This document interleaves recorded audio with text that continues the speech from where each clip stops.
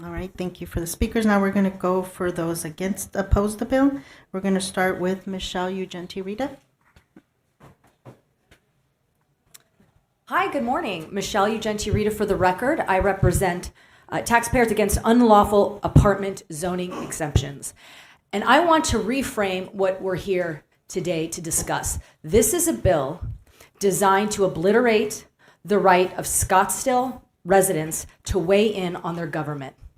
And what Axon has had to do is a testament to the resilience of Scottsdale. This isn't about economic development, because Axon could have built their headquarters when they bought the land in 2020. I'm so sorry, employees, that you've had to go through this, because this isn't about taking care of jobs and economic growth. This is about one man who wants to avoid an election. Think about where we started. 2 unconstitutional bills were introduced in each chamber. Now we have a bill in the last committee hearing, Stryker, that is going to rig an election, because when the referendum comes up in 2026, it won't matter how you vote. You're going to have to get apartments. You're taking the voice away from residents who have a constitutional right to weigh in because of one man's obsession with becoming a landlord. It's beneath this chamber. It honestly is. If we want to have this fight, this should be within the boundaries of Scottsdale. That's where it belongs. But the CEO and founder has taken his ball and ran to the legislature because he's declared war on Scottsdale and he's afraid to face them. That's why we're here. Otherwise, he'd be back in Scottsdale trying to build consensus, meeting with stakeholders, talking with voters, having forums, engaging with the council, talking with the mayor, doing outreach. But he knows he's going to lose miserably in 2026 on the ballot. So we're either going to go retroactive and repeal a referendum that has been put successfully on the ballot, or we're going to try to pass this bill and change what a no means. That's what you're voting on, members, this morning. If this was such a good idea, if what he was selling was so popular, do you think we would be going through this rigmarole? No. It speaks for itself. And I don't care how many lobbyists you hire and how many people you bus in. The truth is the truth. And you don't have to believe it, but it doesn't take away from the fact that this is about 1,900 apartments. This is about Axon refusing to build his headquarters unless Scottsdale acquiesces and gives him apartments. We have a saturation of apartments in Scottsdale, and we don't want any more. There's plenty of options, and there's no relationship between the headquarters and the apartments. Scottsdale said no. And after Axon rammed through a lame duck council, the upzoning, citizens took it upon themselves to sign a petition, gathering 26,000 signatures to put it on the ballot so that we could weigh in. And if his case was so strong, he would welcome it. And we'd be delighted to have that discussion and debate in the proper forum, which is in the boundaries of Scottsdale, not dragging the legislature through the state of Arizona to get what he wants. I would encourage you to vote no. I know you've given both sides consideration, and I appreciate that. But there's a lot at stake, and there's a lot of unintended consequences. Okay. Thank you, Representative. Any questions? Representative Travers. I do. I just have a quick question. The arguments for the bill stated that there's going to be a sort of a housing benefit to the employees of Axon. But in the legislation currently, there's only 20% housing for employees or their families. Is there anything that could potentially, as an amendment to the Stryker, get you to someplace like if we did 80% housing, I mean, if it's meant to be for the employees, if we did 50% or 75% or something else, would that get you to a place? I mean, I don't know. I'm just sort of hypothesizing. Yes, Mr. Chair, Representative Travers, thank you for the question. We're always willing to negotiate and come to the table. We tried to do that yesterday, and it didn't come to be. The mayor has also tried to personally engage Axon, unsuccessfully though. So to the extent some kind of deal could be reached, I think it's possible, but it depends. And it would certainly require the stakeholders to come together. I do think it's important to note that we have 3 large apartment complexes within the vicinity. The park, which is about to be built, 1,100, Optima, McDowell Mountain, 1,300, Canvasson, 1,600, and that does not even include the amount of apartments outside that area. We border Phoenix there.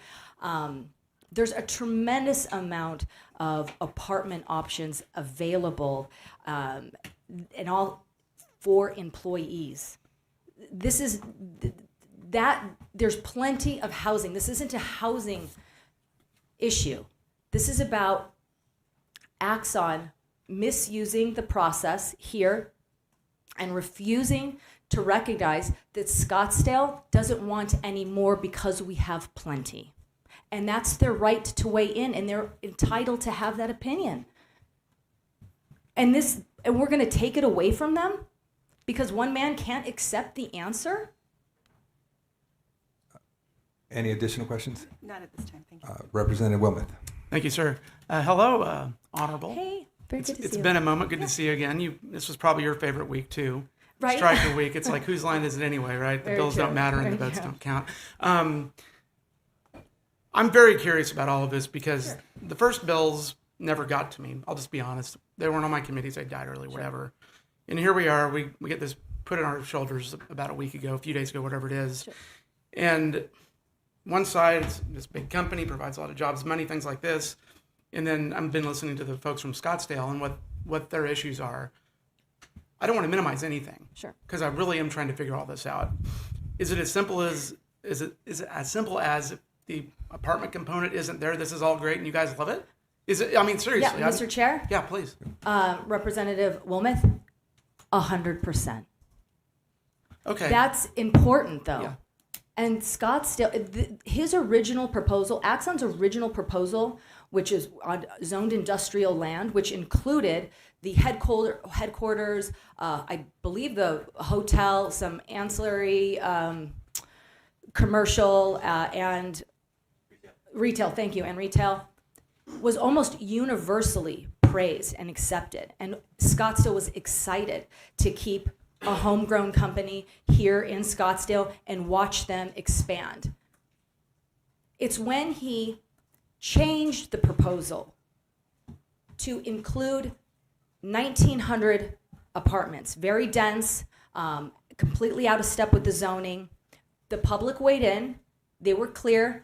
They didn't want that. They liked the original one, but instead of listening, he refused to negotiate. He refused to acquiesce.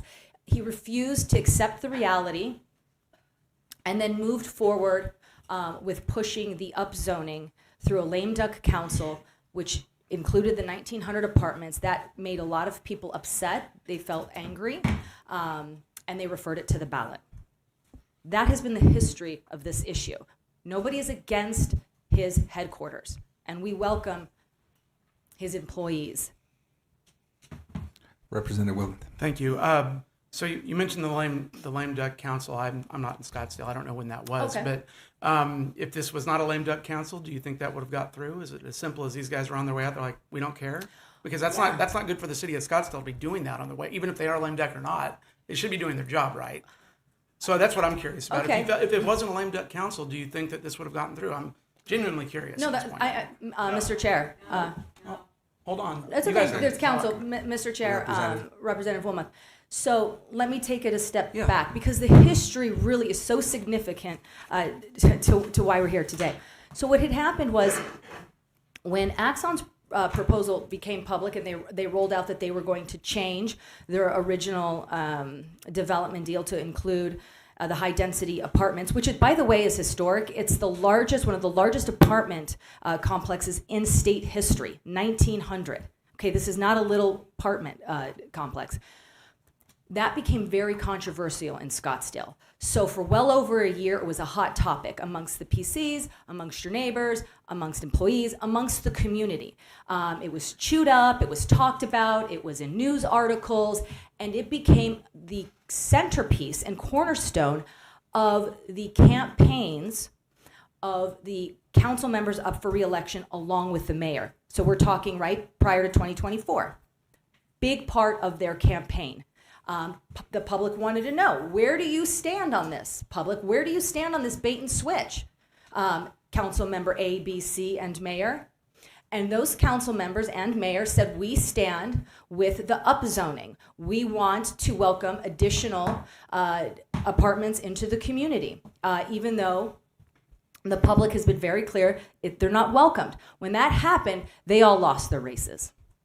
Every single one of them and the mayor. You would think everybody would have gotten the lesson, right? But no. In the end of November, before the lame duck council obviously left office and the new council was sworn in, the Axon was able to convince them to push forward with the upzoning, despite the fact that they lost their elections because of this issue, and despite the fact that this has been well discussed within the community, and Scottsdale's been crystal clear, we do not want 1,900 apartments in addition to your headquarters. That's why this has been so controversial, because Scottsdale residents are like, what else do I need to do to tell you my position on your expansion? And that is the impetus for the referendum, and that's why we were able to successfully collect the amount of signatures we did. There was no challenge to the signatures, and that is why everyone's excited to weigh in 2026 when this goes to the ballot, and we can really see where everybody is at. But if you guys interfere with that, you're taking Scottsdale's voice away, because again, one company, one man doesn't want to face reality. Yes. One more quick follow-up. Thank you. I know that part of the world pretty well. I live around Deer Valley Airport. I drive over there and shop and stuff like that. For all the members that maybe aren't as familiar with the north side of Phoenix and Scottsdale, where exactly is this? Because I'm not entirely sure either. You know, Mr. Chairman, Representative Wilmoth, I would love to take a field trip out there, because I think if you drove the area that we're talking about, you would be at awe at the amount of development, apartment opportunities, condos that are available. Scottsdale very much welcomes growth. But just because we say we don't want one particular, historic apartment complex, doesn't mean we're anti economic development or multifamily. It's like you would be amazed at the availability of apartments and condos in that area. So think 101 and Hayden. Right now it's just dirt. They have nothing but options. I will drive you around town and show you within a 5-minute sphere of their location what is available. It will blow your mind. That's why Scottsdale is so comfortable saying they don't want this historic apartment unit, because there's enough available. This is about saturation. They have been very lenient with and accepting of multifamily. But at some point, it should be okay to say no. I would hope you would agree. Okay. One more. Representative Wilmoth. You talked about the Lame Duck Council. I assume that meant the outgoing mayor, right? So Yes, sir. What was his or her? I don't know. I don't remember who the mayor was. I'm sorry. That's okay. Typical Phoenix guy. I don't pay attention to Scottsdale at all. Vice but versa. Tell me, fair. So tell me about that dynamic with the mayor, because obviously they've got a little bit more of a prominent position than the rest of the council. Yeah, he was very publicly supportive of Axon's new development deal, and it became a discussion point in the election. His name is Mayor Ortega, and right. yeah, and he was running against, or he was being challenged, by Lisa Borowski, who is our now current mayor, and this issue was one you could not escape in debates and forums and town halls, women group meetings, because this drastically impacts the character of Scottsdale, and we have a right to protect it because it's what we're proud of and it's what makes us unique, and and it's the same thing for any other community. And this completely destroys that character, and is almost and is robustly opposed. Any other questions, members? Representative, I have a question for you. Yes, sir. Okay. You're a citizen of Scottsdale. Yes, sir. Okay. And it seems, based on your testimony, that you're putting most of the responsibility on the company for the situation we're in. Okay. Yes. As a citizen, what can you speak about the leadership of the city of Scottsdale and where they failed? Because we're talking about consensus and agreements.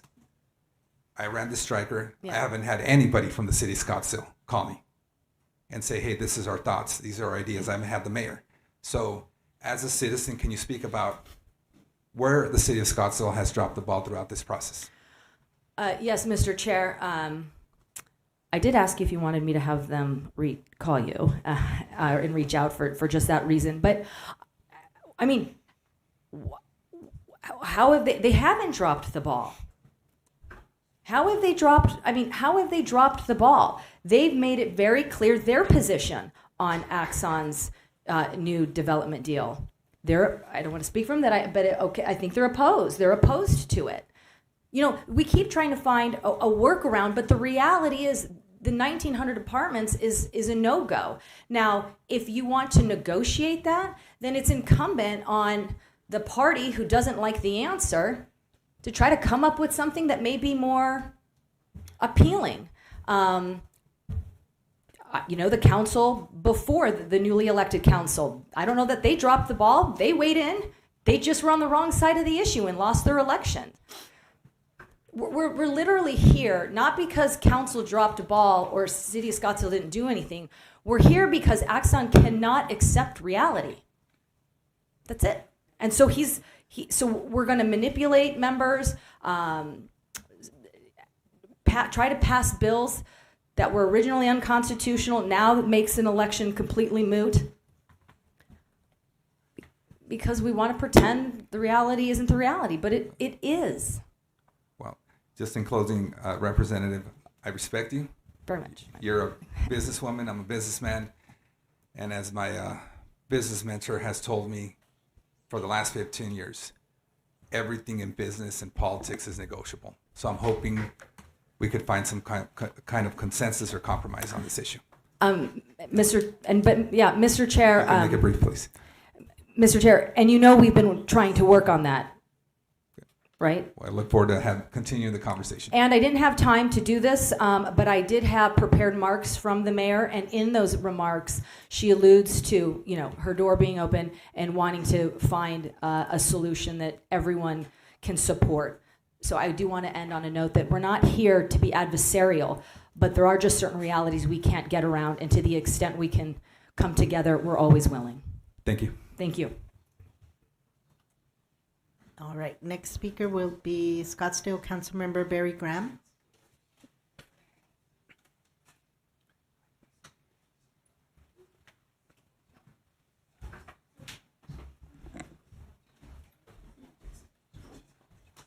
Thank you so much for having me. I'm Barry Graham, Councilman for City of Scottsdale. Should I wait for Chair Rivera to return to his seat? Go ahead.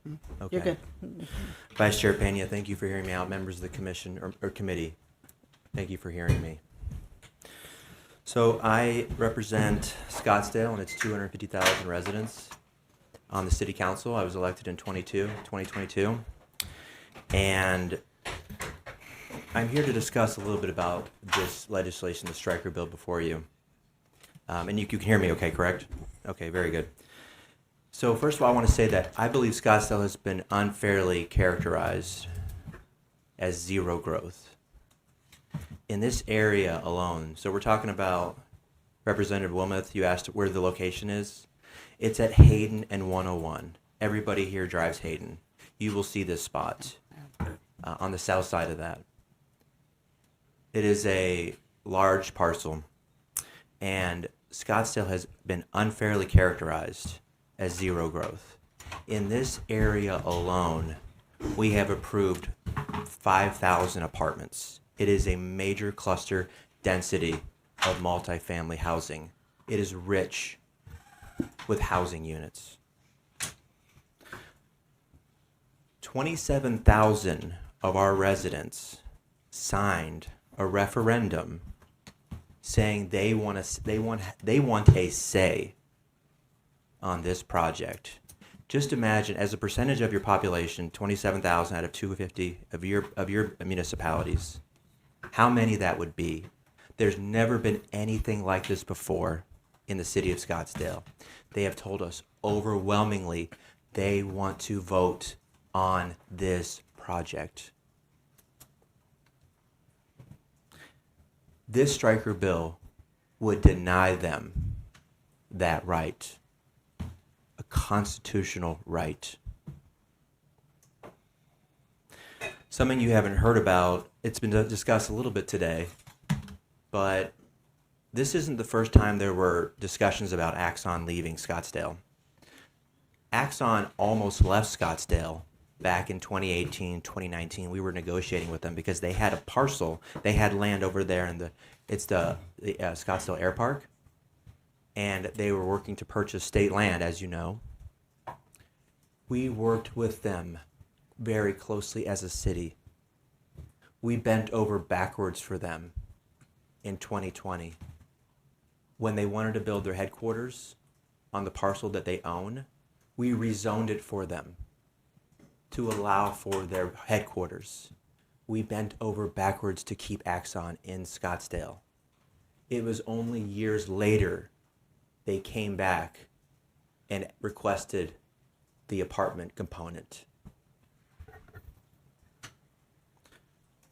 Sir, your time's up. Oh, I was just getting started. So I'll just, if I can just wrap If up, you could Mr. wrap it up, Chairman. please. I'm really sorry to keep No going. worries. Go ahead. This hangs a cloud over every Arizonan who lives near a corporate headquarters or what may become a corporate headquarters as far as what they can do with their land. Please reconsider. Thank you. I'm happy to take questions, Mr. Chair. Yes, Representative Wilmoth. Okay. Thank you, Mr. Chairman. Hello, hello, sir. So you said you were first elected to the council in 2022, which means you were here for this whole I was deal. I was here for the whole thing. Right. So tell me your perspective of this, because again, this is my fact-finding mission. Okay. This is the only chance I got to learn about all this, right? So tell me about the vote, how it all went down for you, because you were part of the lame duck, I guess, right? Even though you got to come back. Yeah, I was part of the lame duck because we do, we have 4-year terms. Right. So we what was do- your perspective? What was your vote? All that stuff. Very good. So I was on the Planning Commission back in 2020. I voted for their corporate headquarter rezoning. That's when we rezoned for them the first time. Then in 2024, they came back after all of that, and they started sharing with us their changed plans. And we had conversations with them. We never closed the door. We worked with them. We want to keep Axon. Axon's a great company. It's nothing against their corporate success. I've gone and visited their headquarters. Every member of council has visited their headquarters. They've met with their principals. We worked with them closely. And we couldn't find, from my point of view, the common ground that we were looking for. So what happened was they put forward an idea for 2,500 apartments, 2,500 multifamily, and there was substantial pushback against that idea. The idea basically it was out there. It basically kind of mellowed. When this has never happened before in Scottsdale's history, the entire city council and the mayor were not returned to the council. Never happened in Scottsdale. This was a major component of the campaign. And I'll just repeat that for effect. This has never happened in Scottsdale. All four members unreturned to the city council. So what happened? We got the results of the election. And after the results of the election, they brought the project forward extremely rushed. We have all of our procedures, planning commission, development review board, all the staff time that's required to even just make it feasible, whether or not council is going to approve it. And during the lame duck session, I want to emphasize this point. There were 7 members of the council during the lame duck session. Five members voted for it. 2 members voted in the opposition. I was one of the 2 members in the opposition. The 5 members that voted for it were not returned to the city council. 4 of the 5 were not returned to the city council. They would never face accountability to another voter when they voted for this. Representative Wilman. Thank you, Mr. Chairman. Representative Wilman, thank you for your question. Thank you for the answer. I really do, really appreciate it. Of course. And I asked this to Ms. Ugenti Rita earlier. I'll kind of ask you the same thing. If it comes down to 1,900 units with Axon or kicking Axon out the door, in your position as a representative of the city of Scottsdale, is that juice worth the squeeze to kick out a company like this over 1,900 units? Again, I'm just... Oh, no, it's a very good question. Do I support... Is it an A or B kind of question? Well, right? I mean, I'm going to have to vote A or B. I don't vote present. That's weak. So I'm going to make a decision here, but I want to hear this. I strongly, in the strongest terms, implore you to vote no on this striker bill. Allow the voters in Scottsdale, the Arizona citizens, to vote on the referendum. Let them get a say. After they get a say, then we'll come back and talk with Axon. We will work together. We will pull together. But let the voters have their say. 27,000 residents voted for the petition to refer this. Okay. Representative Winiger. Mr. Chair, thank you. Councilmember Graham, thank you for being here. Thank you, Representative. Couple quick questions. One, when you're talking about they came back for rezoning, are we talking about the same piece of land from 2020 to now that you're talking about? Same parcel. Okay. And then more of a policy thing, a little bit beyond this. One thing reading the bill, I'm not sure it's clear that we're talking about raw land. Okay. Meaning that, yeah, this is raw land. That Correct. You're talking about in this situation, but could, and maybe we'll ask the other side later to answer this as well, but could a existing company, gain the global headquarters kind of moniker legitimately and then fit the other criteria and then erect a hotel and apartments on existing land in a business corridor or in certain things? And so I'm going to look, so I'm kind of asking you policy-wise, I know you don't like this, but do you see that the same way? Yes. And is that a concern? Representative Winiger, yes, I do. I see it the exact same way because, as you know, legislation creates incentives. And so if you create these carrots for people to follow, then they may convert something to a headquarters. People respond to incentives, and business people are very savvy. And this may happen in your district at any point because they will look at that's what business people do. They look at the parameters and they go meet them. They say, I want to follow the laws. I want to follow the regulations. And so this will hang a cloud over everybody who lives in your districts and every district across the state. There's a reason that the entire Scottsdale bipartisan delegation opposes this legislation.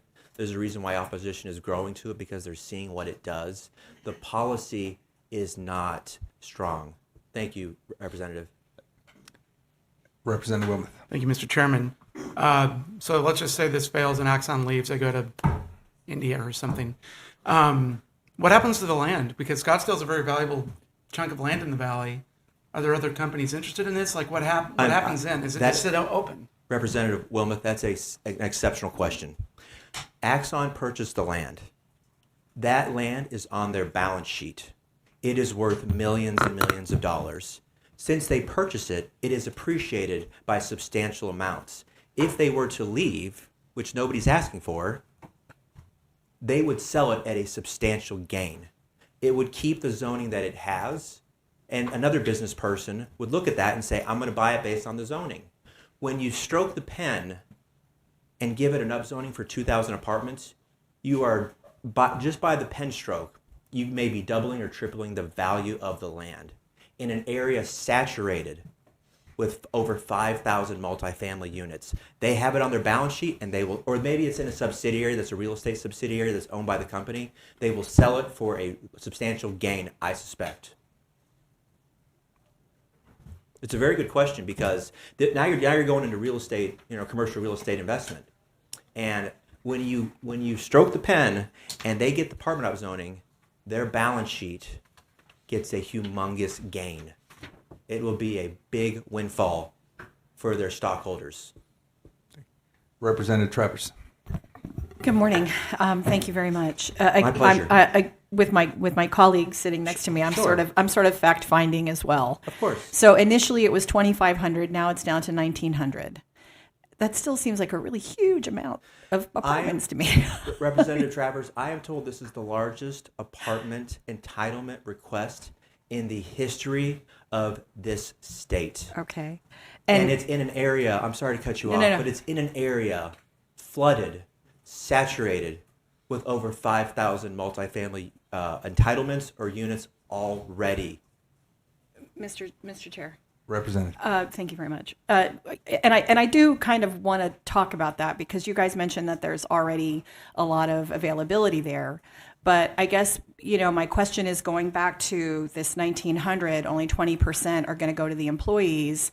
And that's really only 380 of those apartments to employees or family members. And so, sorry, there's a lot of things going. I've got little. No, I know it's a lot of I look parts. like Yeah. I'll do a cultural reference too. If you guys, it's Is this pop culture? It's Always Sunny in Philadelphia. It's the Charlie sort of string theory. Right.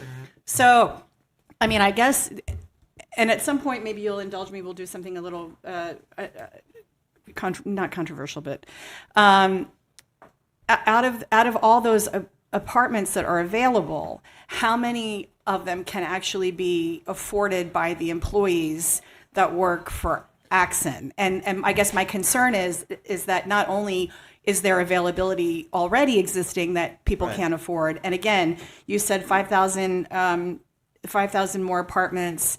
Are those still scheduled to be built, or is that in an earlier part of your presentation you talked about 5,000? Right. Are those scheduled to be built? So there's on top of what you've already got. Yes, Representative Travers, some are built, some are under construction, and some are in the earlier phases, but they have the approvals. They have the ability to construct them. I also, this is a little bit speculation, but there's the Arizona State Trust land west of Scottsdale Road in Phoenix that is going to be subject, this is just less than a mile or two away, that's going to be the subject of intense bidding and development right in the same vicinity. I should emphasize, this is very close to the border of Phoenix. Right. And there is going to be substantial supply of housing from Scottsdale, from prior authorizations, and what I believe is coming from the state trust land that will no longer be vacant and the empty desert, the beautiful desert that it is today. Okay. Did I answer both your questions, Representative Travers? I think so. You also made a comment about the employees that might live there. So here's another thing I want to talk about. When we were working with the Axon principals, they talked about how their average compensation is 200, 300 plus, and then they want to build a lot of apartments. But somebody making 200 or 300,000 plus, if that's your average compensation, you can probably afford to live almost anywhere. And we're going to be having a variety of multifamily units in the area coming online for a lot of budgets. The housing units that are going into this property, this facility, they have to follow federal laws. They have to be open to everybody to live there. Anybody can live there. If you go look at the campuses, some of the campuses they've done in California with Google, other ones like that, they have to be open to the public. You can't discriminate who can live there, as I understand it. Okay. Thank you, sir. Representative Hendricks. Mr. Chairman, Councilman. Yes, sir.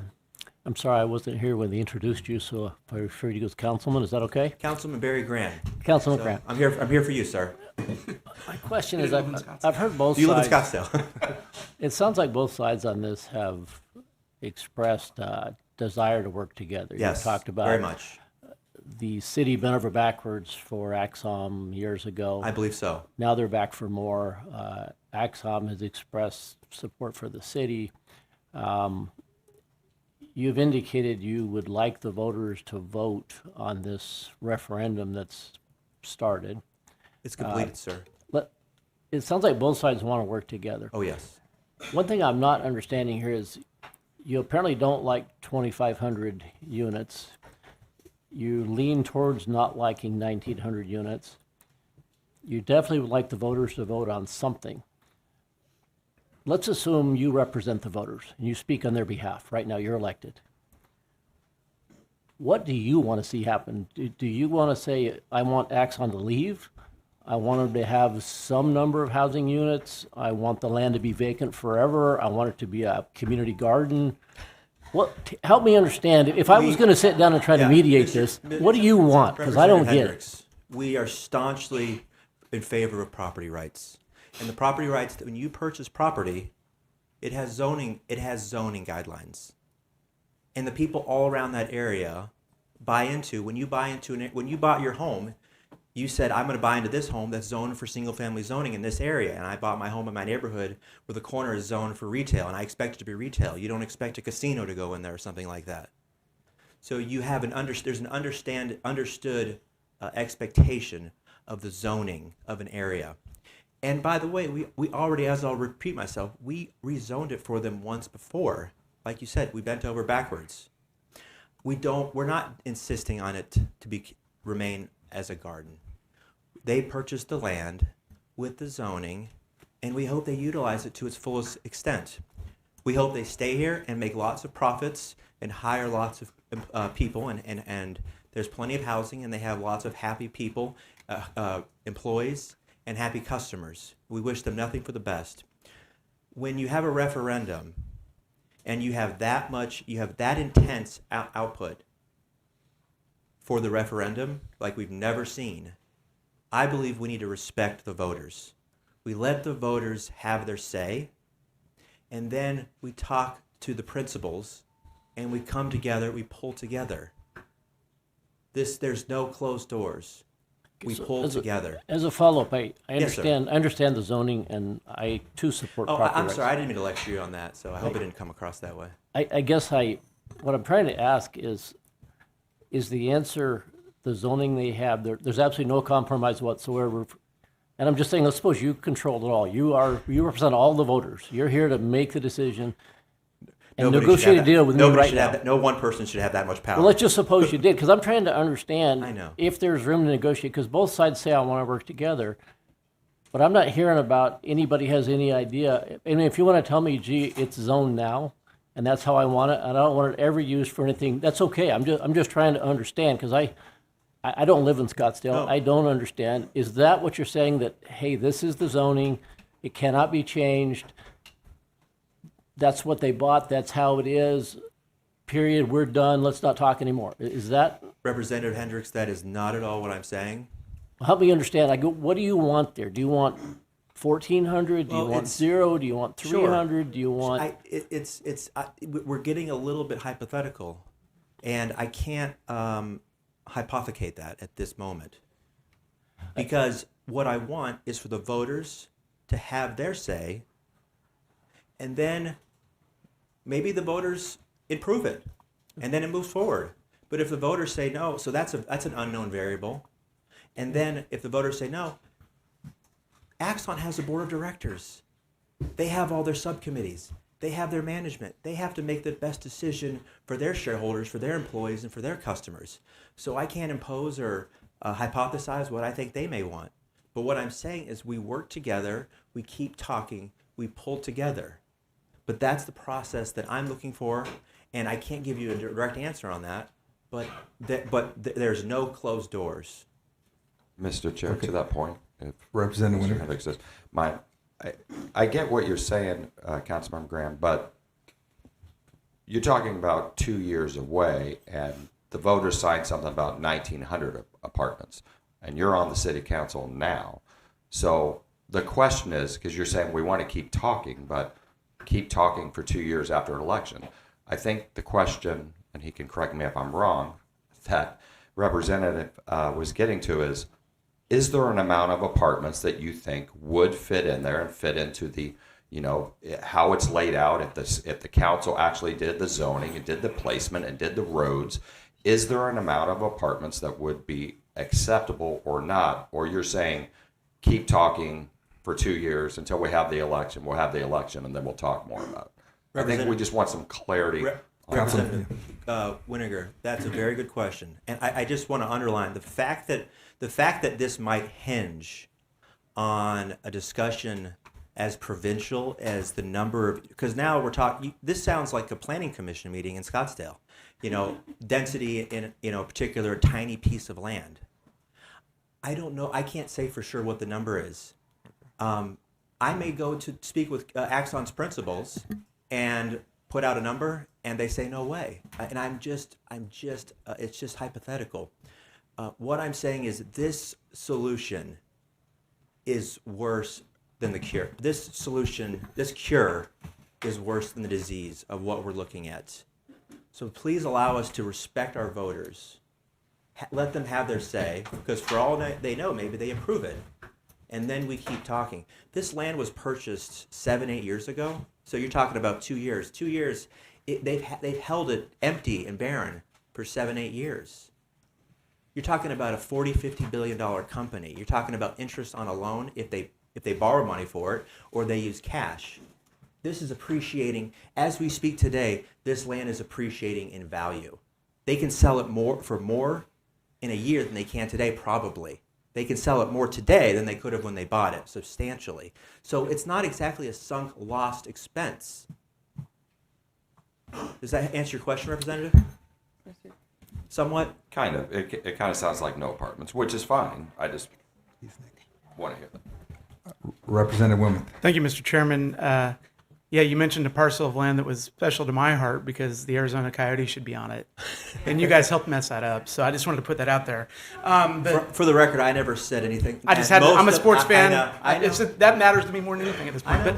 But, so you talk about the apartments. There's 1 billion apartments in this area, right? 5,000, whatever it is. We have an affordable housing crisis. We have a housing crisis in general. Could you tell me the vacancy rates in this part of Scottsdale? Are there just a glut of apartments on the market that you guys are having trouble to fill? Or would 1,900 more apartments help ease what everybody in the state is dealing with, because the housing issue has become a state level issue? So do you know the vacancy rates in that part of Scottsdale? I know they're variable. I think they're getting a little higher. I haven't checked them recently, but here's what I'll say. Yeah. If you pound for pound, you stack this section of our city with other sections, and you look at it dwelling units per acre, this is an intensely zoned section of our city. I would line it up with almost anywhere in the city. So you talk about the affordability crisis. We are doing our part. Thousands of housing entitlements, multifamily housing entitlements throughout the last, I would argue that Scottsdale as a percentage of population has approved one of the highest entitlement, has made one of the highest entitlement increases over the last couple decades.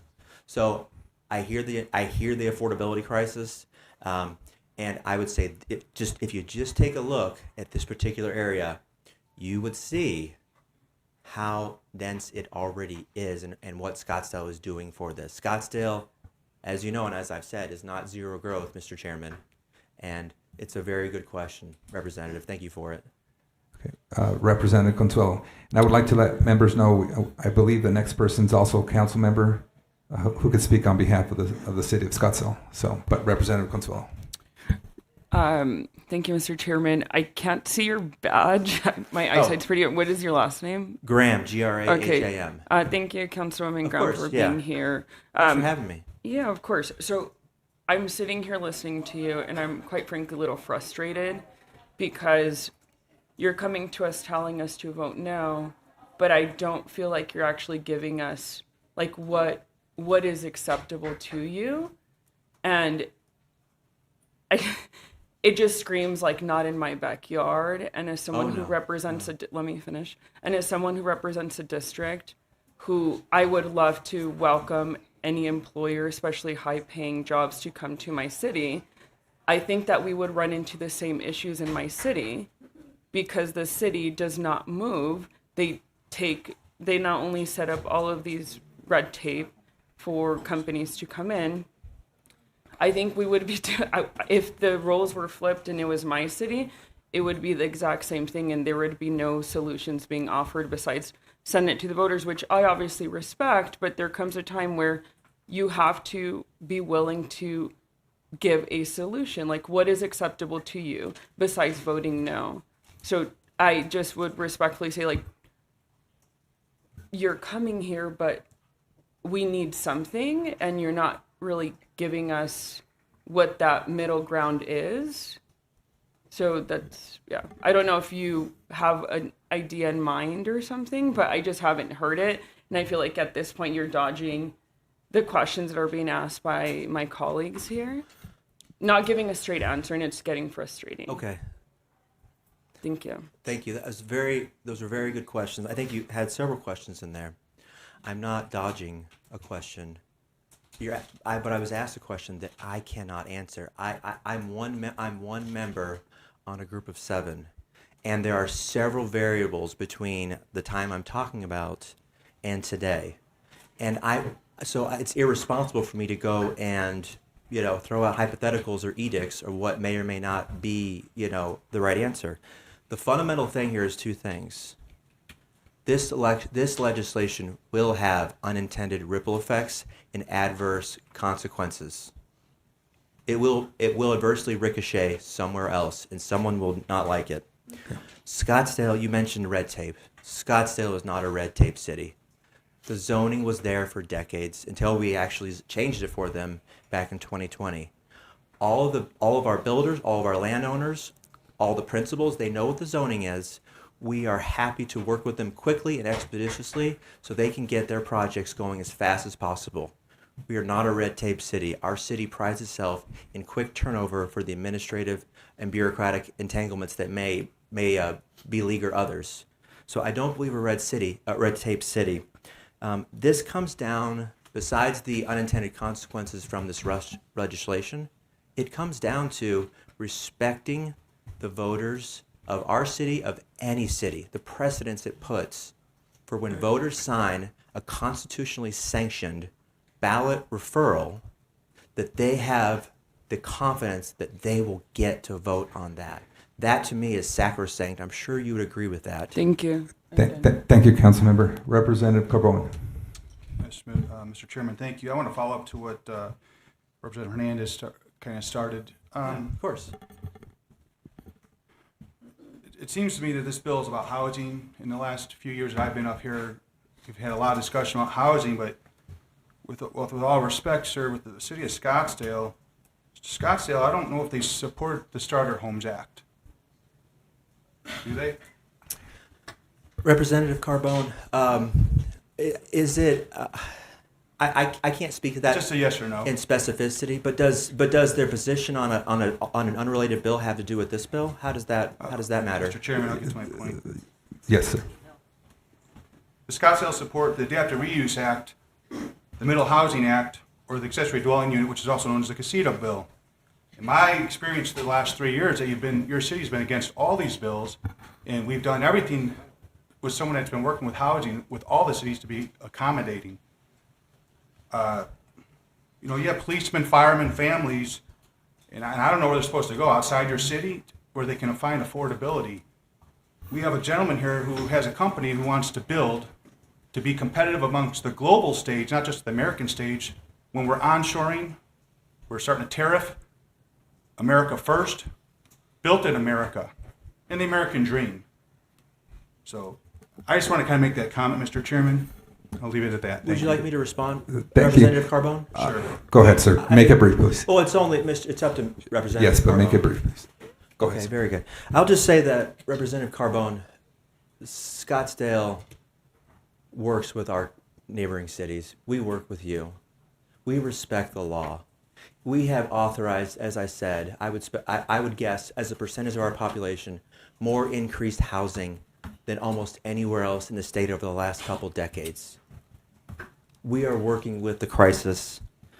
Our first responders, they're free to live anywhere they choose. Many live in Scottsdale, many choose to live elsewhere. And so I don't believe our speculated positions on another legislation, I hope you don't, your perceptions of those, you don't hold that against us to go after what I think will be a very dark cloud hanging over the rest of the citizens of Arizona. Thank you, sir. And thank you for sharing your thoughts with me. Okay. Thank you, council member. Next. Okay, everybody stand. Okay. The next speaker will be Scottsdale Vice Mayor Jan Dubauskas. Thanks for having me. Thank you, council. Gentlemen, hello.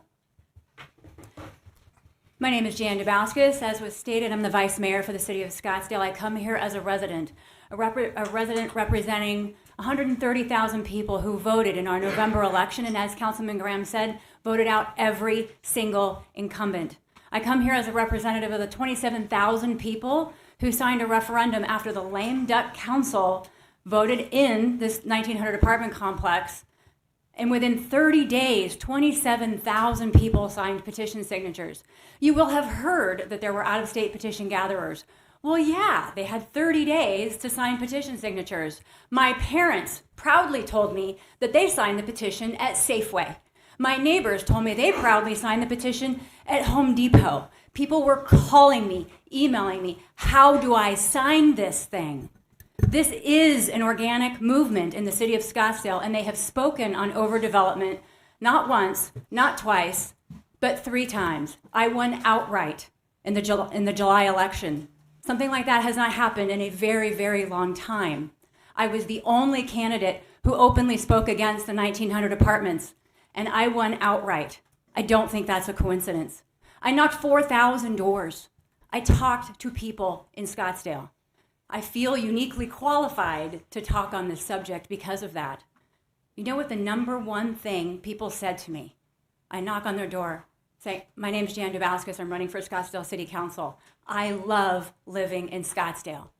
The resident would look me in the eye and say, can you stop the apartments?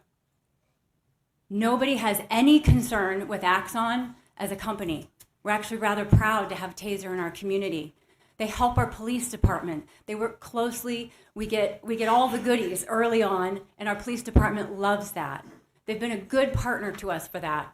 Axon wants to have a hotel so that they can bring their conferences into our city, which would bring us more sales tax revenue from food and the hotel use. Nobody has any issues with those things. But 1,900 apartments, my God. Please do not silence the voices of these people. Some of those people are here today, wave your hand please, who signed those petitions and who gathered those petitions. Don't silence their voices. But I've heard your questions, and I come here with good news. Number one, it seems that Mayor Beck would be interested in having Axon in his city, so they do have at least one solution. Number two, I actually spoke with Mr. Smith on Friday and his attorney. We have spoken multiple times now. We have the opportunity to provide a solution here. And you know why it hasn't happened? You know why he's not motivated to negotiate with the city of Scottsdale? Because he's got legislation on the table. This legislation is stopping our negotiations. It is hampering what could be a great economic opportunity for our city. So we do have... Vice Mayor, your time is up. Oh, thank you. I just wanted to point out, I love that in this striker, it specifically says 20% of the units, 380 as you pointed out. We have asked over and over, how many units do you need? If he needs 380 units for his employees, that's probably workable in the city of Scottsdale. Thank you. Thank you, Vice Mayor. Members, any questions? Representative Travers. Have you guys predicted what the population growth is for Scottsdale if these units get built? Thank you, Mr. Chair. So we're somewhere... Vice Chair, if you could run it to the chair, recognize Mr. me, please. Chairman. Yes. Representative Travers, we are somewhere in the 240, 250,000 population today. If 1,900 units come in, we're estimating something in the range of 3,000 to 5,000 additional individuals. That will obviously impact our roads. That will impact our need for fire, our water. There's a lot of impacts related to that. Scottsdale is nearing build out. We have about 7,000 acres left over to build, and so we're trying to be very careful and very thoughtful what we put there. And so what I have proposed, and I think would be extremely successful in the city, is significantly shrink the number of units. If now we know that they actually need 380 units, great, let's do 380 units and expand the retail space. I live in North Scottsdale, north of the 101, right there. We have very little retail. I would love to see some retail, restaurants, shops, a really great walking area, which is something that they've already talked about. I think there's a solution on the horizon that does not include 1,900 apartments. Thank you. Any other questions, members? Thank you. Oh, Representative Wood. Sorry. Hello. Hi. It's been a minute. How are you? Great. I'm sure this is the best day of your life. So, question though, and I've asked this a couple times, and I'll ask it again to be consistent because I am trying to figure out all the angles here. Axon with 1,900 apartments, get the hell out. Axon without apartments, we love you forever. Simple as that, yes or no? Yes. Okay. Mr. Chairman, yes. When Okay. I talk to residents and I pitch this, right, I'm trying to get a feel for residents. How do you feel about 1,900 apartments?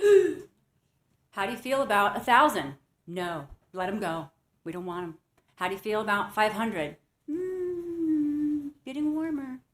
The residents are really over it. They see the multifamily as bringing in more traffic. When you poll residents, the number one issue that residents express is traffic. Their number one concern is traffic. And number two, then they will say, is overdevelopment. But of course, overdevelopment, traffic is a result of what they perceive as the overdevelopment. So, of course, on council, I spent a lot of time thinking about how do I improve traffic, right? So I've got some ordinances coming up. But residents, they're watching all of these apartments come up. They're watching all these units, and what they say is, my city is changing. Scottsdale is charming. We bring in 11 million visitors per year, and that's an economic driver for the state of Arizona. Changing our city like this is a significant change that will have an impact on our ability to bring tourists in. That is another industry that would have an unintended consequence to the striker. So I ask you to very carefully consider this because there is an opportunity for a deal here. We don't need the striker. Representative Winiger. Vice Mayor Dubauskas, thank you for being here. Kind of dovetailing on that and what you just said, I can't compel you all to meet, but would you be open, you, the mayor, I don't know about quorum issues, a meeting directly with them and getting to the heart of these kinds of issues if we made that request, if the bill gets out of committee? Mr. Chairman, I met with them on Friday. I've met with them before. My door is open. I will meet with them. Yes. Okay, because you, Mr. Chair, Yes. Vice Mayor, you threw out kind of a number, a ballpark that hasn't been heard before. And so, sometimes we have stakeholder meetings down here and it's really just I can't say the word that it is, but it's just this debacle. But maybe if key leaders from, if this moves forward, from the council and from them, get in with a specific thing of not just yelling at each other for an hour, which usually happens, of getting to, the root things. I hope everybody be open to that. Thank you. Okay. Thank you. Mr. Chairman, I would just like to address that. We have had very pleasant meetings. I think they've had pleasant meetings with several members of council. We have never been given the opportunity to hear what their true number is. And this bill with the 20% seems to me like the true number. So I love it. I appreciate you guys doing this because it has given us information about what does Axon really need. And the other half of this is why is Taser, the maker of Taser, becoming an apartment complex owner? Like, that's a whole new revenue stream that's completely unrelated to the business. And so why would the legislature even get involved in that? So I thank you for the opportunity to really address their concerns so that we can actually negotiate better. Okay, thank you. Representative Travers. He had his hand up first. Okay, Representative Whitman. Thank you very much, Mr. Chair. That's Thank you, very kind of you. thank you, Mr. Chairman, and Ms. Travers, I know apparently. he was deferring to beauty before age. Councilwoman, it's fun. You got the title, get to say it, right?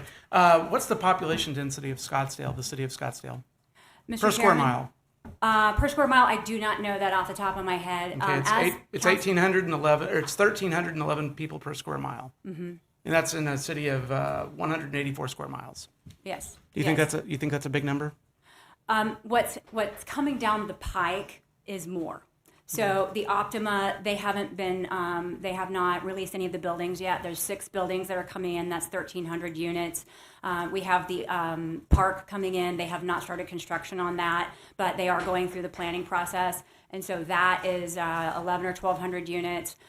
We have Scottsdale 1, which is, I think, something in the 1,000 units range, which is right there off Scottsdale Road. So there are, in the pipeline, I have heard something in the range of 10 to 12,000 apartment units in the city of Scottsdale that have been approved and not yet built. So we have a significant pipeline if the density is, Just curiosity, because I was looking at other cities, members on the committee. Glendale and Chandler are both about 3,800 people per square mile. wow. Yeah. Stats are Yeah, interesting. So it's I'm just throwing those interesting. out there. I don't really know what that means, but Yeah, so in our To the city, chair, Vice Chair. Mr. Chairman, in our city, we are 11 miles wide and 31 miles long. So we have a very different structure than other cities. We are not a square. We are not a square. So as we go 11 miles up, you'll see the density between South Scottsdale, Old Town, and Big the difference. 101. That's really where the density is. But then on the far right-hand side, we went out and we bought a mountain. So we have the McDowell Sonoran Preserve as part of our city. 55% of our city is natural area open space because of that, which all of us benefit from the opportunity to go hiking and whatnot on the preserve. So our density is a little bit off. And then north of the 101, we have significant single-family housing. And as I mentioned, we have 7,000 acres, 3,500 of it. The State Land Trust is going through a process right now of zoning it. That will be 5,000 homes. Eventually, in about 5 years or so, that'll start building. So we are seeing adjustments to the city. And so part of my job as a councilwoman is to report back to the residents, but also to say, like, we're getting close to build out. So what do we want our city to be like? Because we do have very different sections of the city depending on where you live. Mm-hmm. Thank you. Representative Travers. Thank you very much, Mr. Chair.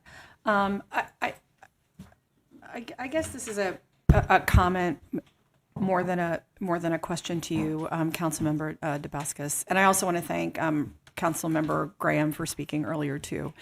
The 380 is only a rough number because that's the 20% contingent on the 1,900. And, I would like us to be mindful when we talk about the number of apartments that we're building or how much we're building. Again, it goes down to this conversation about affordability. I'm looking at all these yellow shirts here, and I'm wondering how many of them can afford to buy or actually live in Scottsdale close to work. I know somebody who works here at the legislature who has a 2-hour commute every day. She has to take a bus to a park and ride in North Peoria, and then she takes another bus somewhere else. And she's probably, making the same, if not less, than what some of our workers are here. And so, while I appreciate the fact that we're, building more and we're creating economic opportunities because people are going to start buying, they're going to be going to the grocery store and the Target in Scottsdale, and all this is really great. When we first started out the conversation an hour and a half ago, we talked about, the philanthropy of the organization and, having this as something for workers. And it, at only 20%, it's really not. And so I guess, you're being asked this sort of, how many units is going to make it workable for anybody? And I guess I sort of agree conceptually that, I don't want to incentivize anybody for creating commercial real estate and making a profit if we already have an abundance of it in the state. But how's it going to really impact the people that it works for? And, just to listen to my own voice for a little longer, I spent a lot of time growing up in Europe. And if anybody ever gets a chance to get to England, I encourage everybody to go to Cadbury World. There's a whole city around the Cadbury factory that Mr. Cadbury built for his workers. I lived in very small railroad workers' cottages that was built by the railway for their workers to live there. And I guess I understand the concern about density, and I understand that we're already building a lot of things, but we need to be. I'm hoping that we're more mindful about what affordable means. And like I said, I'm looking at a lot of yellow shirts right now, and I wonder how many of them are. And I know you're all here in support. But also the fact that it's, you're not just wanting to keep your jobs, but you're, to be able to go somewhere to work that's easy for you to get to, I think is really important. And so if we listen to what, the earlier presenters were saying, then, we really need more than 20%. We really need to define what affordable is, and we need to be more mindful. So thank you very much for that, for Thank you. allowing me Mr. that Chairman, comment, if I Mr. may. Chair, and for Council. We have a live, work, play campus in Scottsdale. It's called SkySong. It's in a partnership with ASU, and it's an innovation lab. And so they work with young people, people who have ideas and not a lot of money. And the idea is to allow their businesses to grow.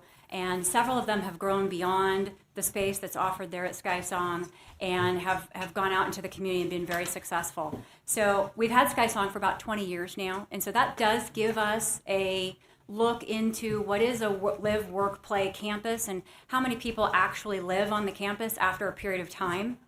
The number was 20%. So 20% is probably the correct number of people who will actually live there. We have really good public transportation. We have Valley Metro.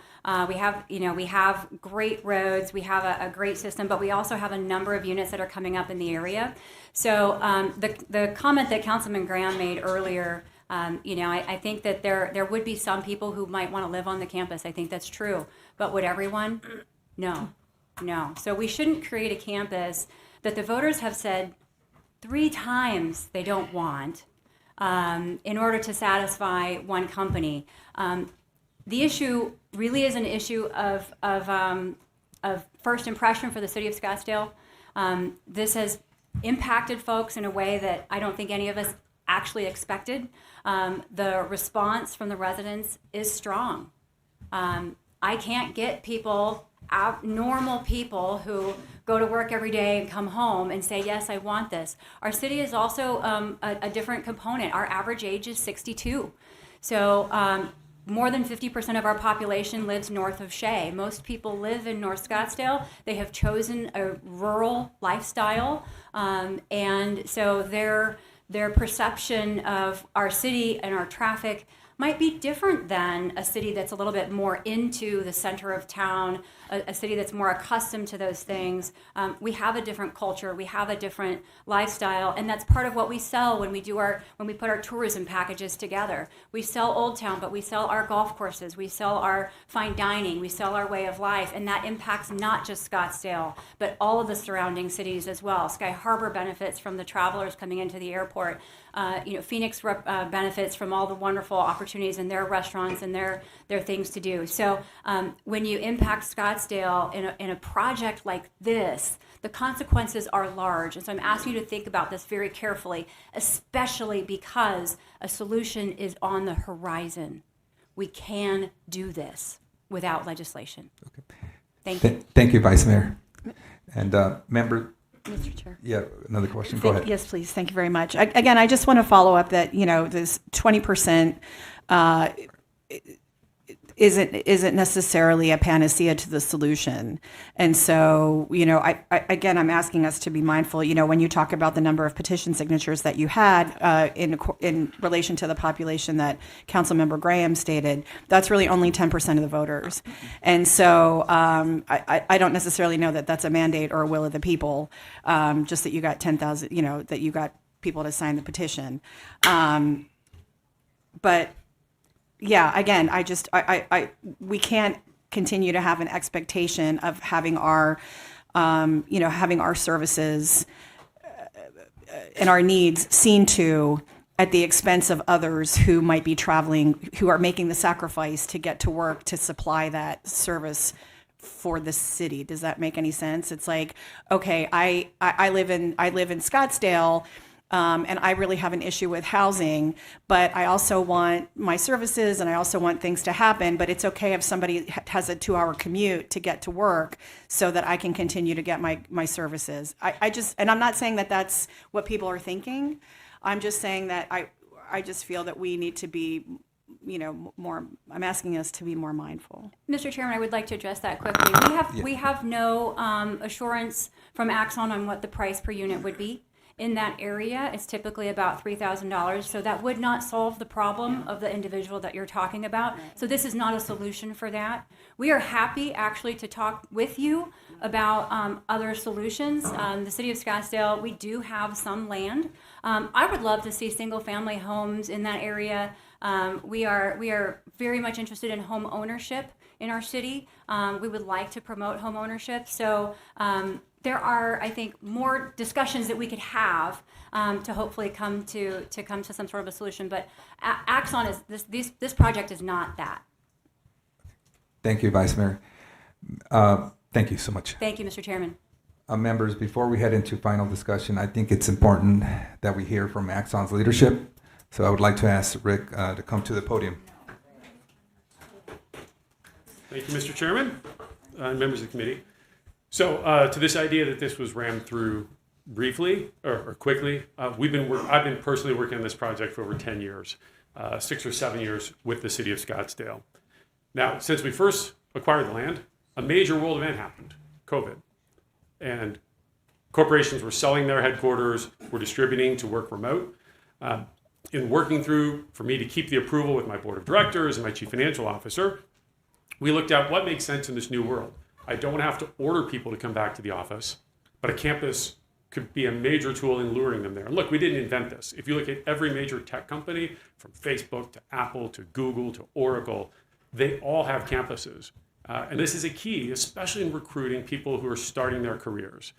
In fact, many of you met Kalu, the young redheaded guy running around with me this week. He's 23 years old. He's my executive aide. One of his teammates, who we also recruited, didn't come to Axon because he didn't want to have to buy a car and figure out like commuting to work and all that. He wanted to go to a campus. So if you've seen the building we're building, I think I've showed it to some of you, it is a very bespoke it's an ode to science fiction, frankly, because we're trying to bring Captain Kirk's phaser to life. The downside of that is it has zero resale value. Once we spend $250 million on this building, we are here for the next 50 years. And I'm actually really proud of that. You will find nobody who loves Arizona more than me, and I'm fighting hard to keep it here. So when we think about the 20% number that was just thrown out, we're talking about bringing 5,000 jobs to Arizona in the coming years. 20% of that is 1,000. But I got to think beyond the 5 years. And getting zoning approval with the city is a risky endeavor, as I have learned. Because we got through the zoning process. Over the last 3 years, I've worked extensively with the Planning Commission, the City Council. We went through all that process over 3 years. We finally got to a solution. We negotiated one that works.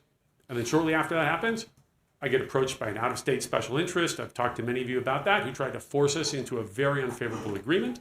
And then they flooded the end zone with out-of-state people. This was not an organic uprising of Scottsdale. Only 7% of petitions came from local folks.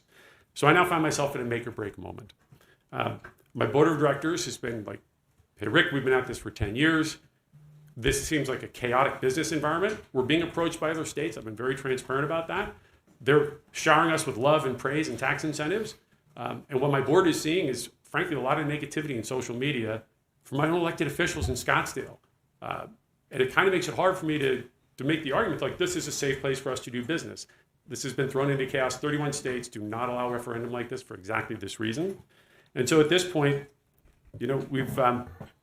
I find myself where my board has basically said, Rick, you've got to get this solved in this legislative session or you're directed to sell the land.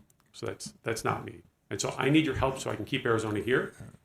If we have to leave, we're already in negotiations. We would make a profit on the land. We'd make money, but I'd leave for the state with a broken heart. And what you would get is a shipping and fulfillment center. That is the the unfortunate truth of what we're looking at here. Okay. Thank you, Rick. I have a set of questions for you. If you could talk about, from your perspective, the other sides talk about the community, that it's been an organic organization, the signatures. Can you talk about that process from Axon's perspective, and also talk about the circulators, and if this was truly an organic operation from within the city of Scottsdale? Well, again, we've gone through the petition sheets themselves. 2/3 of the paid signature gatherers were from out of state. We saw many of them from California.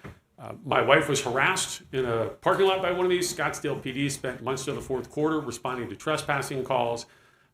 This was a major effort from an out-of-state interest. And again, only 7% of the signatures were gathered by local Scottsdale residents. And then when you ask what they were telling people, it wasn't a balanced perspective that this is a corporate campus. We're not talking about putting apartments just at random. And by the way, there are other apartments in Scottsdale, but none of them, not one, is walkable from my headquarters. So that doesn't achieve what we want in terms of a walkable campus that is an integrated live, work, play, just like Sky saw. That's very similar to what we would like to do. And so, yeah, I can tell you, it is very obvious to me this is not something that was organic. And the other thing I'll tell you is, when I talk to people, or when we are asking the full question, which is not, hey, do you want less apartments? But do you support Axon being able to build apartments as part of a campus or housing, including condominiums? 4 out of 5 people are a yes when you ask the full question. Thank you. Members, any more questions? Representative Wilmot? Thank you, Madam Vice Chair. Hello, sir. I'll ask you the same question I've been asking everybody else. You get 1,900 apartments, you stay. If you don't, you're out, period.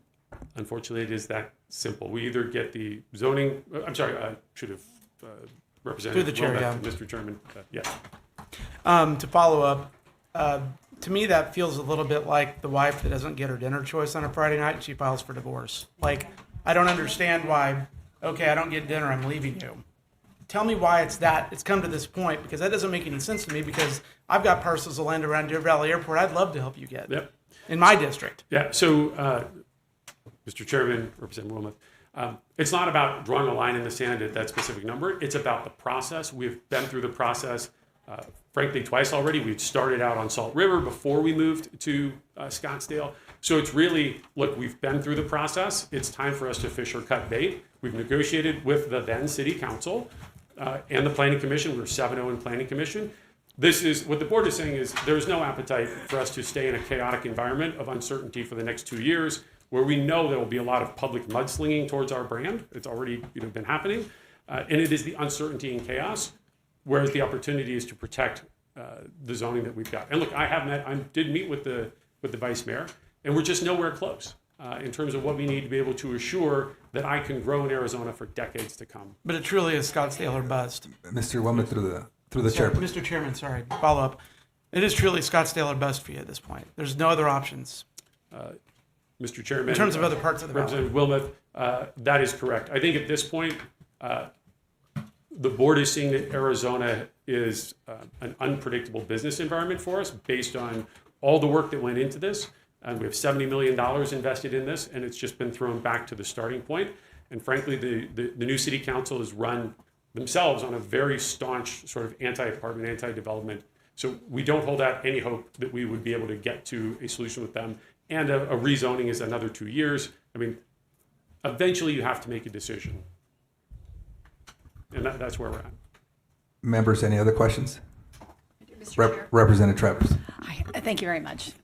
Just to say, we had a lovely conversation in the UK last year with your fellow Axon employees, and it was very informative, and we appreciate the time that you gave us. I guess I'm just going to ask a really simple question. Why do you want these apartments? Mr. Chairman. On the campus. Why do you want to build a campus and have these apartments? Well, let me start with a story, and then I'll give you the broader. So my aide, Kalu, who some of you have met, is 23 years old. He lives in Old Town Scottsdale. He lives in the, I forget the name of the apartments. He pays $3,000 a month for a 2-bedroom apartment. If you wanted to move from Old Town up to North Scottsdale, that same apartment, he showed me the listing, is $6,000. It's crazy. It's twice the price. And it's not walkable, so it's still a commute. So ultimately, I think it comes to this. I want to bring 5,000 jobs to Arizona. If those 5,000 people work at my headquarters and they all live out in the suburbs, I have to add 5,000 cars to traffic hour every day for them to commute in. If 2,000 of those same jobs live on campus, that's 2,000 less cars commuting every day during rush hour. They consume less water than when you have a home that's got a yard and a pool. So really what we're saying here, the choice is, do we want to bring these high-paying jobs to Arizona? Because if we do, putting them, a portion of those on my campus reduces all the negative effects that people are worrying about. The alternative is to say, look, we don't want to grow, we don't want those jobs to come here. And that's kind of the vibe that we're getting from this anti-development sort of sentiment. Mr. Chair. Representative Travers. So 2,000 high-paying jobs. Are all these people making high-paying jobs? We pay Mr. Chairman and Ms. Travers.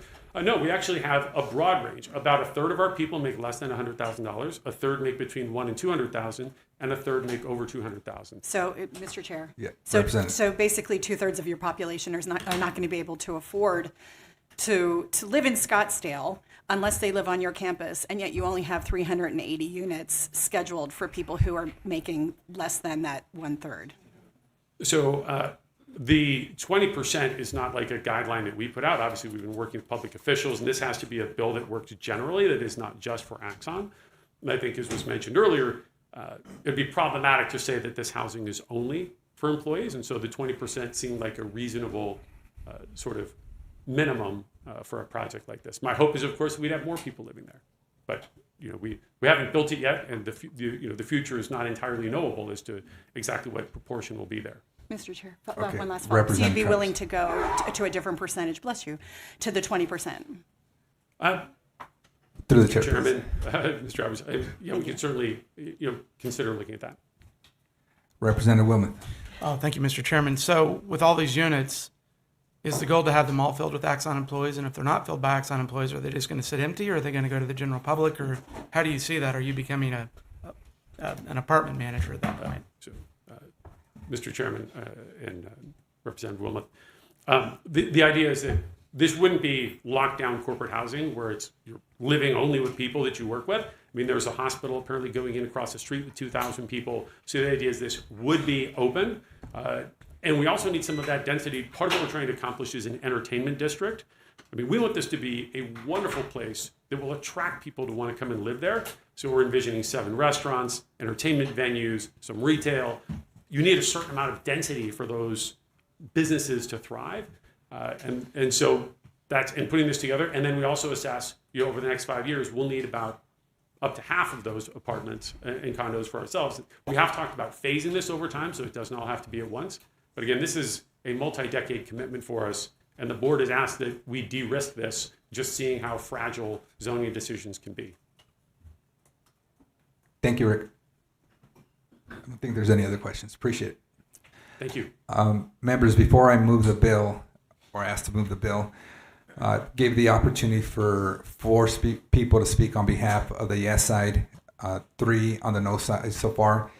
We're hoping the mayor of Scottsdale would be here to present her case. She's not able to be here, but Rep. Ugenti is going to be reading a statement on her behalf. Thank you, Mr. Chair, for indulging this statement. And yes, the mayor regretfully couldn't be here, so I'd like to read her prepared remarks that she provided me. As mayor of my hometown, Scottsdale, I stand together with my fellow residents, council members, and our Scottsdale legislators in strong opposition to Senate Bill 1543, the tailor-made Axon bill. I encourage each of you to do the same. Specifically, I ask you to vote no on the proposed legislation, the subject of today's hearing. The reason why I oppose this legislation and encourage you to vote no: 1, Axon's headquarter campus was approved by Scottsdale City Council in 2019 with no mention of housing, much less extreme high-density housing. As of today, Axon has not taken any action to build their corporate headquarters on their Scottsdale site. 2, 5 years after the headquarters was approved, Axon initiated a zoning application for high-density apartments, condos, and hotels. Although throughout the zoning case, Axon encountered overwhelming opposition from the community, from voters, from stakeholders. Being in an election year, Axon withdrew their zoning request in that late year of 2024. Then the 2024 election resulted in an overwhelming message to the former council, including the former one-term mayor, that Scottsdale residents are opposed unequivocally to more high-density apartments that are overwhelming our community. After the replacement of the majority of council in November of 2024, Axon came back with their super high-density application and received approval by the Lame Duck Council. Our community was outraged. A referendum effort was quickly initiated, and the requisite signatures were easily obtained. In fact, nearly double that was required. Rick Smith, who leads Axon's expansion project, never initiated contact to discuss how Axon might work with the city and the residents to improve the embattled Axon project and to be successful. I requested a meeting with Mr. Smith on March 20th. And encouraged him to work with the opposition and other stakeholders to find common ground. He confirmed his willingness to reduce Axon's density and work with council to accomplish a resolution. But now it appears Axon is looking to cut an easier deal with all of you, one which will now threaten to deprive Scottsdale residents and the City of Scottsdale policymakers from participating in the critical process. As mayor of Scottsdale, I urge you and assure you that I stand ready to work with Axon to continue to try to work toward an acceptable solution. I urge you to let our city accomplish the goals and allow this important company stay here if they're willing to participate and come to the table. As proposed, Senate Bill 1543 is a clear circumvention of the constitutional entitlement of our state, an end run that benefits one applicant. If this legislation is successful, it will have far-reaching negative consequences for the city of Scottsdale and all other cities that fall within the specific population range. This is not the way to accomplish the goals. It's myopic, and it's not going to work. I stand ready to avail myself to discussions with Axon, together with my fellow council members, residents, to identify a plan to support Axon's goals and move forward successfully without the state legislature depriving all of us of that opportunity and right. Thank you so much.